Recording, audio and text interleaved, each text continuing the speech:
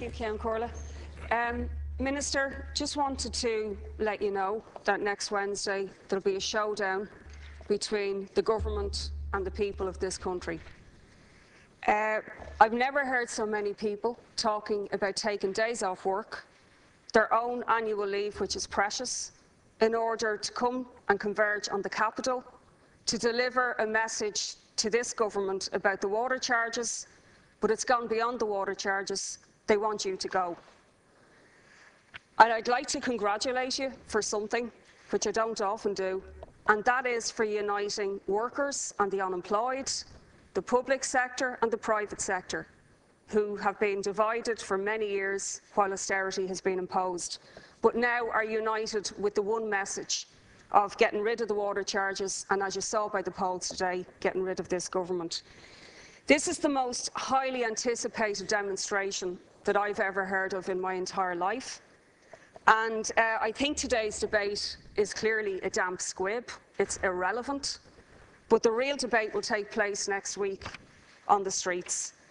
Now, this bill backs off from imposing two of the most detestable measures that I've ever heard, which is to deduct from tenants' deposits by landlords the water charges if it's unpaid, and the second one then of making councils debt collectors for Irish Water by taking from council tenants out of their rent unpaid water charges. So people who don't own their own homes would actually be discriminated against by this government. They'd be the only people who can have the water charges forcibly stolen from them, rather than being able to boycott it. And I would say to people out there that December the 10th is your best way, your first step in preventing the government being able to do this. The government is completely scared. That's why you didn't proceed with these measures. You don't want to add fuel to the fire for the demonstration next week, clearly. And, but there's no question that you will come back unless people react. Now, your referendum is a joke.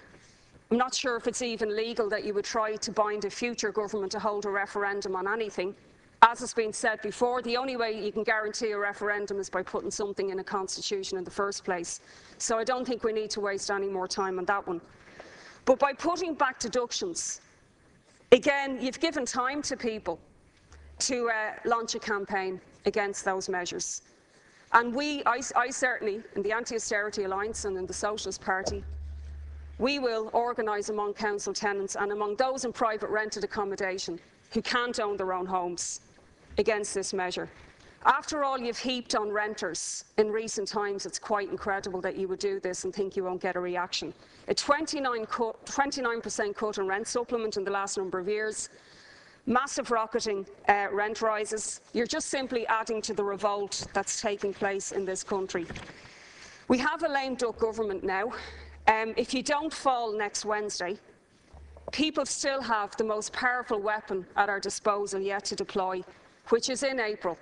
A mass nationwide refusal to pay these bills. It's not a case of if, it's a case of when, and we know when it will be. It's inevitable that there'll be a nationwide boycott of these water bills.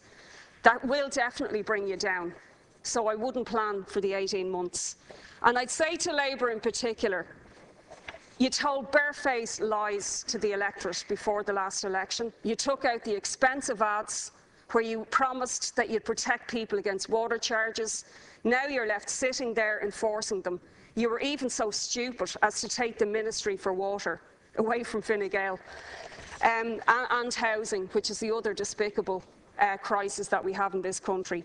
Now, Labour TDs have spoken, we've seen them quoted, about their party evaporating at the next general election. It's very apt that you use the water metaphor for that, because that's exactly what's going to happen.